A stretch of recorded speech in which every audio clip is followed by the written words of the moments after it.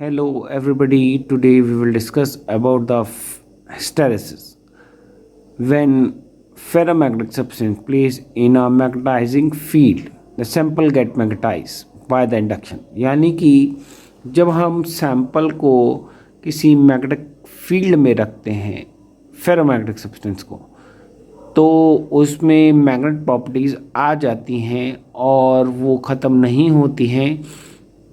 इस को जब हम ख़त्म करते हैं या फिर से मैग्नेटाइजेशन फील्ड बढ़ाते हैं, बनाते हैं और फिर ख़त्म करते हैं, तो इस पूरे लूप को जो है हिस्टैरिसीस कहा जाता है, या फिर आप ये कह सकते हैं पूरे चक्र को हम हिस्टैरिसीस कहा जाता है। That means when the ferromagnetic substance is placed in a magnetizing field, the sample get magnetized by the induction, and this magnetization field intensity varies not linearly. It is somewhat it's in a different circle that's I am shown with a diagram in a piece of paper. यानी कि आप ये कह सकते हैं कि ये जो फील्ड जब बढ़ाते हैं तो इंडक्शन जो है वो लीनियर नहीं बढ़ता है और ये एक चक्र में चलता है, जो कि आप इसे इस तरीके से देख सकते हैं। यहाँ आप देखेंगे ये हिस्टैरिसीस लूप, ये हिस्टैरिसीस लूप इसको कहते हैं H is the magnetic field applying and B is the induced magnetic field produce in it. Simple manner में आप ऐसे कह सकते हैं, जैसे यहाँ मैंने बनाया है नॉर्थ पोल और साउथ पोल, और इसमें सपोज ये मेरा मैग्नेट है, मैं इसे रखता हूँ, तो इससे जब इसे पास करेंगे मैग्नेटिक लाइन्स काफ़ी पास करेंगी, तो मैग्नेटिक इंडक्शन की वजह से यानी इसमें मैग्नेट बन जाएगा। अगर ये सपोज आयरन है तो मैग्नेट बन जाएगा। तो इसे आप इस तरीके से देख सकते हैं, जैसे कि जब आप मैग्नेटिक फील्ड बढ़ाएंगे, H बढ़ाएंगे, तो ये लीनियरली हल्का हल्का बढ़ेगा और H तक पहुंच जाएगा। ये सैचुरेटेड पॉइंट है, A is the saturated point, और इसके बाद आप मैग्नेटिक फील्ड बढ़ाएंगे तो इसमें इंडक्शन से और मैग्नेट नहीं बनेगा। अब अगर आप इसे घटा दें, तो अगर आप घटाते घटाते ज़ीरो तक ले आएँ तो फिर भी ये B तक रहेगा, यानी कि इसमें ये मैग्नेट ही बना रहेगा और अल्टीमेटली मैग्नेटाइजेशन इसमें प्रोड्यूस रहेगा। इस A पॉइंट को हम क्या कहते हैं, सैचुरेशन पॉइंट कहते हैं। सैचुरेशन पॉइंट ये भी है और ये भी सैचुरेशन पॉइंट।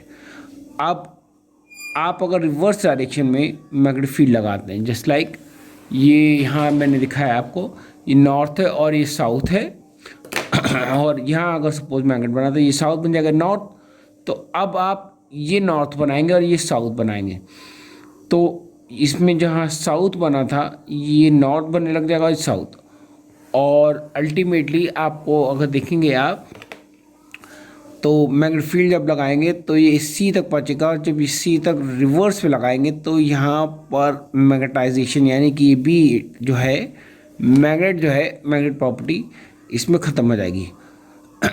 बी पॉइंट को जहाँ पर मैग्नेटाइजेशन यानी कि आपने जब फील्ड लगाया वो ज़ीरो कर दिया और फिर भी उसमें मैग्नेटाइजेशन रहता है, तो उसे हम रेसिडुअल मैग्नेटिज्म और रिटेंटिविटी और रेमिनेंस कहते हैं। अगर आप रिवर्स करते हैं और उसे मैग्नेटाइजेशन को सिंपली आयरन बनाते हैं तो ये सी पे होके पॉइंट पे पहुँचता है, और से ओ सी पॉइंट को हम जो है कोर्सिविटी ऑफ द सैंपल कहते हैं, यानी O C is known as the coercivity of the sample. और अगर आप मैग्नेटाइजेशन बढ़ाते रहेंगे, यानी कि जैसे यहाँ मैं दिखाया था आपको, ये साउथ पोल है और ये मतलब आपने पहले नॉर्थ लगाया था, अब साउथ पोल लगाया और नॉर्थ पोल ऐसे लगाए जा रहे हैं रिवर्स डायरेक्शन में, तो अल्टीमेटली फिर से यहाँ पे जब ये साउथ पोल बना तो यहाँ नॉर्थ बन जाएगा और यहाँ पे साउथ बन जाएगा। तो यहाँ आपका जो नज़र आएगा फिर से आपका डी पॉइंट पे सैचुरेशन पॉइंट बन जाएगा। यानी अब आप मैग्नेटाइजेशन बढ़ाते हैं तो फिर भी इंड्यूस मैग्नेट यानी मैग्नेट अब नहीं बढ़ेगा, तो डी पॉइंट आता है, that's called the saturation point.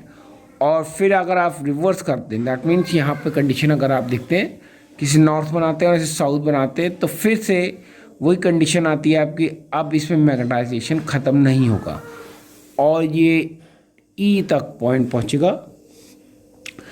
E point को फिर से रेसिडुअल मैग्नेटिज्म, या जैसे यहाँ लिखा है रेसिडुअल मैग्नेटिज्म और रिटेंटिविटी और रेमेनेंस कहा जाएगा। अब आप बढ़ाते रहेंगे तो एफ तक पहुँचेगा। O F again is known as the coercivity of the sample. और अगर आप बढ़ाते हैं तो ये यहाँ पर इनिशियल पॉइंट पे, यानी कि फिर से उसी पोजीशन पहुँच जाएगा सैचुरेशन पॉइंट पे, दैट मीन्स कॉल्ड ई। ये इस पूरे सर्कल को, जो सर्कल मैंने बनाया, ये पूरा सर्कल तो नहीं, this type of loop we called, और सिंपल मैंने यानी चक्र जैसे बोलते हैं, यानी कि loop A B C D E F A is known as the hysteresis loop. ये हिस्टेरेसिस लूप कहा जाता है। ये हिस्टेरेसिस लूप फेरोमैग्नेटिक सब्सटेंस का बना है। ये हार्ड आयरन, यानी हार्ड आयरन जिसमें रहता है उसमें बड़ा, यानी लूप एरिया बहुत ज़्यादा बड़ा रहता है। अगर आप इसे सॉफ्ट आयरन ले, सॉफ्ट आयरन का जैसे मैं एग्जांपल बनाना चाह रहा हूँ, तो अगर आप देखेंगे कि सॉफ्ट आयरन में जो बनेगा,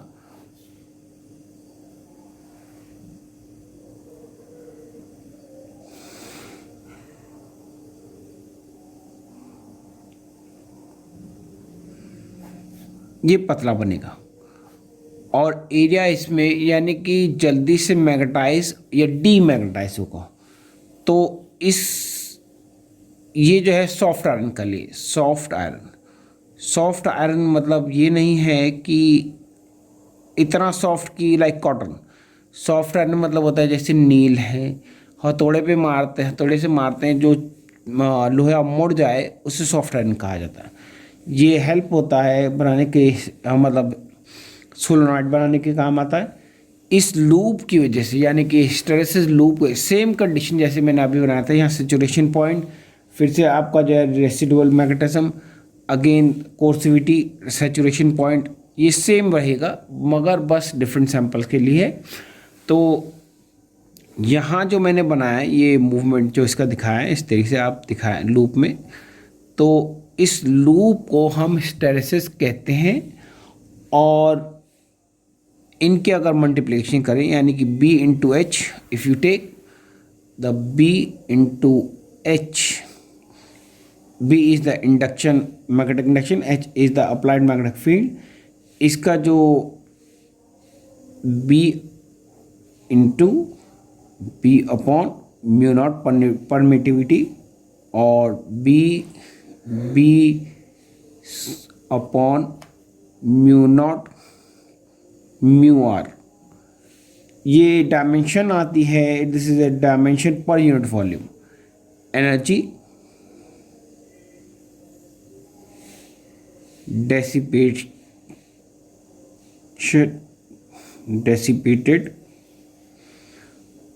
पर यूनिट वॉल्यूम, यानी कि पर यूनिट वॉल्यूम पे कितना ये लॉस होगा, इसको हिस्टेरेसिस कहा जाता है।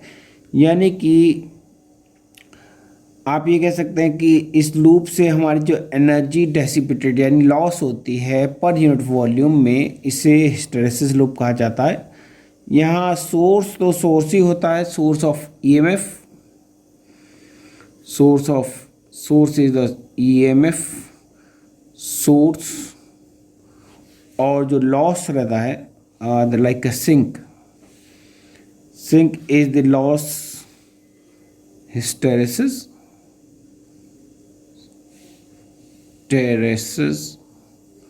लॉस, इसे हिस्टेरेसिस लॉस कहा जाता है।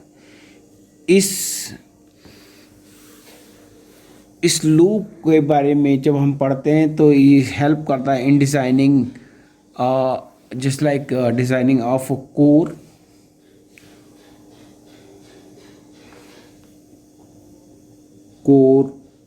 Of transformer.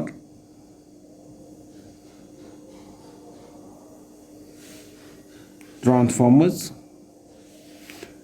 इलेक्ट्रोमैग्नेट्स,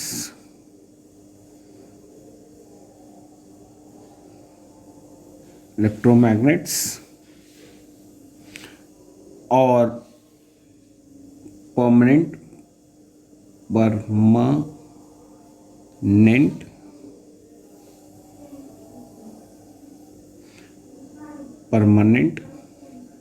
मैग्नेट्स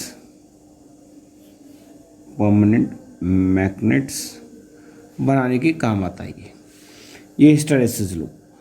इससे हम ये भी पता लगाते हैं कि भाई इसे सोलेनॉइड बना रहे हैं या फिर आप कहते हैं म्यूचुअल इंडक्शन कितना हो रहा है, इससे हमें इसका काफ़ी फ़ायदा होता है।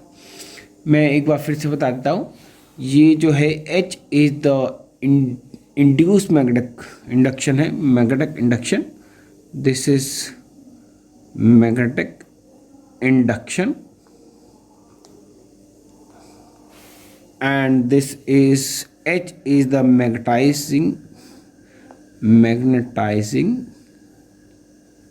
field, यानी जो हमने फील्ड लगाया, जो हम बाहर से लगाते हैं।